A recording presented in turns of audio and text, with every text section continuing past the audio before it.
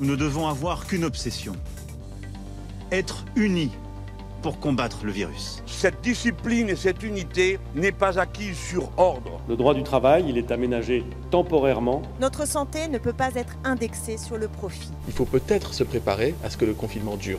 Au-delà de 15 jours, nous le savons. Comment des centaines de milliers de personnes pourraient-elles rejoindre les campagnes pour prêter main forte à nos agriculteurs? Garantir une alimentation de qualité dans les semaines et mois qui viennent est essentiel. Confronté aux carences de l'État dans la lutte contre la pandémie, l'opinion s'impatiente. On en parle tout de suite dans ce numéro 70 du Petit Coup de Bourbon, réalisé dans la maison confinée du Chat. Et c'est bien légitime. Je ne transigerai sur rien.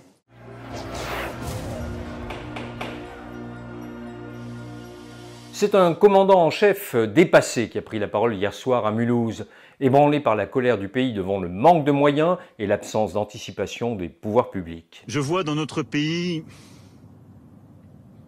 les facteurs de division, les doutes, toutes celles et ceux qui voudraient aujourd'hui fracturer le pays, alors que nous ne devons avoir qu'une obsession, être unis pour combattre le virus.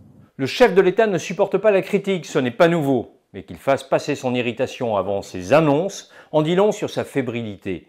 Quand on en est à dénoncer implicitement une cinquième colonne de saboteurs après 2 semaines de crise, c'est que la confiance tangue sérieusement. Mais au fait, qu'était donc venu dire Emmanuel Macron? L'engagement que je prends ce soir, pour eux et pour la nation tout entière, c'est qu'à l'issue de cette crise, un plan massif d'investissement et de revalorisation de l'ensemble des carrières sera construit pour notre hôpital. C'est ce que nous leur devons, c'est ce que nous devons à la nation. Comment ne pas être interloqué? Jeudi et vendredi dernier, l'Assemblée nationale et le Sénat ont adopté un projet de loi de finances rectificatif. 45 milliards d'euros de mesures de soutien aux entreprises, auxquelles viennent s'ajouter 300 milliards de prêts garantis par l'État. Mais pas une seule ligne budgétaire pour l'hôpital. 5 jours plus tard, miracle, l'Élysée promet des moyens et de l'argent. On se croirait revenu au début du mouvement des Gilets jaunes lorsque l'Élysée, dans l'urgence, avait débloqué 17 milliards en ponctionnant pour partie les recettes de la sécurité sociale. Seconde annonce, le recours à la logistique de l'armée. J'ai décidé, sur proposition de la ministre des Armées et du chef d'état-major des armées, de lancer l'opération Résilience. Ce n'est un secret pour personne, nos forces sont à l'extrême limite de leur capacité. Entre les engagements extérieurs, notamment au Sahel, et l'opération Sentinelle, elles ont atteint le point de rupture. L'opération Résilience a toutes les chances de ressembler, dans le meilleur des cas, au taxi de la Marne. Plus tôt dans la journée, c'est le Premier ministre qui s'exprimait après que le gouvernement a adopté 25 ordonnances en Conseil des ministres. Là encore, la métaphore guerrière a joué à plein, surtout lorsqu'il s'est agi du droit des salariés. Le droit du travail, il est aménagé temporairement pour permettre l'organisation d'une véritable économie de guerre. Dans les secteurs vitaux et sous conditions, les entreprises pourront déroger, et là encore je le répète, temporairement et avec des compensations ultérieures, aux durées maximales du travail et aux règles de repos hebdomadaires et dominicales. De même, des dispositions spécifiques permettent d'aménager les congés payés et les jours octroyés dans le cadre de la réduction du temps de travail. Résumons. Un salarié pourra travailler jusqu'à 48 heures par semaine en moyenne, et ce, pendant 12 semaines consécutives. Il sera possible de monter jusqu'à 60 heures au cours d'une même semaine. Le travail sera autorisé le dimanche et le repos minimum entre 2 journées de travail passera de 11 à 9 heures. Ces dérogations entreront en vigueur dans des secteurs considérés comme stratégiques: l'agroalimentaire, la logistique, les transports, l'agriculture, l'énergie et les télécommunications. Samedi, Jean-Luc Mélenchon avait mis en garde le Premier ministre contre l'absence de toute contrepartie à pareil effort. Monsieur le Premier ministre, cette discipline et cette unité n'est pas acquise sur ordre. Pensez, Monsieur le Premier ministre, à la force des symboles. Que nous soit refusée la suspension, même temporaire, de l'impôt sur la fortune, rend plus difficile d'exiger des efforts supplémentaires à ceux à qui on annonce qu'on va confisquer des jours de congé ou rallonger des durées de travail, mais surtout des jours de congé. Il faut que tout le monde fasse un effort à proportion des moyens dont il dispose. L'avertissement n'a pas été entendu. Sur le front sanitaire, pour rester dans la tonalité du moment, la logistique continue de ramer. Mardi, à l'Assemblée, Clémentine Autain a dressé l'inventaire du désastre. Les hôpitaux manquent de bouteilles d'oxygène. Luxfer, seule usine qui en fabriquait en France, a été délocalisée en 2018, mais ses ouvriers implorent une remise en activité. Allez-vous enfin le permettre? Les cliniques privées demandent à être réquisitionnées. Qu'attendez-vous? La pénurie de gel, que dire? Les messages de prévention nous demandent de nous laver les mains avec du savon ou à défaut avec du gel hydroalcoolique, mais bon courage pour en trouver. Quelle mainmise de la puissance publique sur les entreprises françaises qui peuvent en fabriquer. La France a entièrement délocalisé la fabrication de paracétamol.